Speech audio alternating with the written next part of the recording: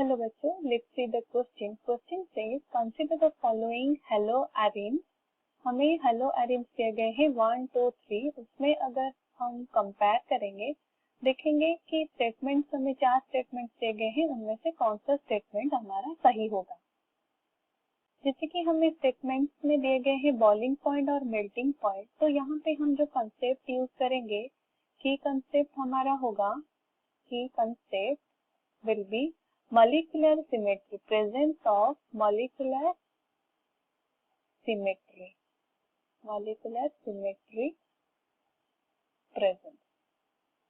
क्योंकि जो कंपाउंड में सिमेट्री होता है, if there is a presence of symmetry, उसमें क्या होता है कि जो पैकिंग एफिशिएंसी होगा that will be better.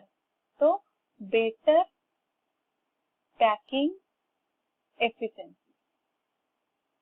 Better packing efficiency मतलब उसमें जो क्रिस्टल लैटिस होगा, वो जो सिमेट्री एलिमेंट है, सिमेट्री कंपाउंड होगा that will be fit closely. तो हम क्या लिख सकते हैं यहाँ पर, इन क्रिस्टल लैटिस जो बेटर पैकिंग एफिशिएंसी मतलब क्रिस्टल लैटिस में, इन crystal lattice it fit closely.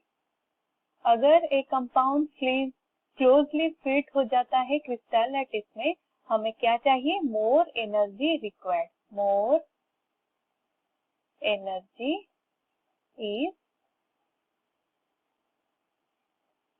Required to break the crystal lattice.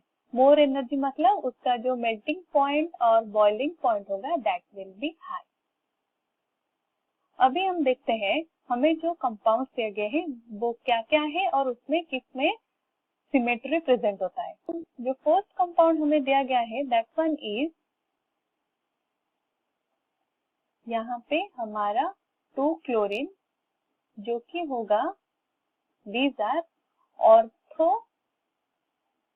Dichlorobenzene.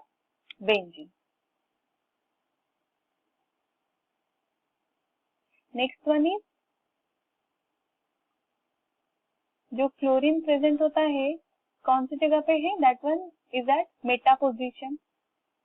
तो ये है हमारा मेटा डाइक्लोरोबेंजीन, और थर्ड में हमें दिया गया है पारा डाइक्लोरोबेंजीन। एट पारा पोजीशन क्लोरीन इज प्रेजेंट। तो ये है हमारा पारा dichlorobenzene. Among 3 of them, 1, 2 and 3, हम जैसे कि देख सकते हैं इन द केस ऑफ 3 जो कि है पारा डाइक्लोरोबेंजीन है, इसमें presence of symmetry is here.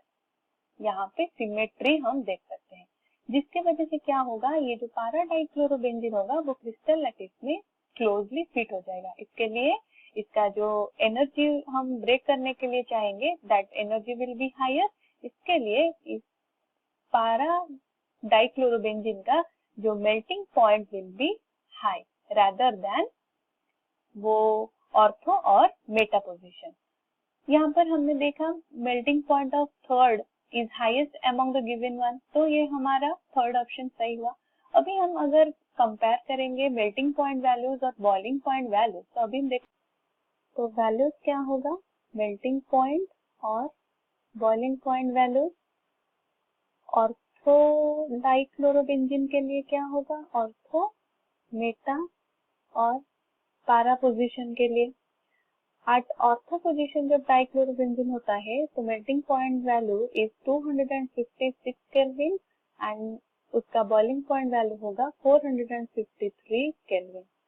And at meta position it is 249 kelvin और उसका बॉइलिंग पॉइंट वैल्यू होगा 446 kelvin. And for the para position it is 323 kelvin और 448 केल्विन है उसका बॉइलिंग पॉइंट वैल्यू।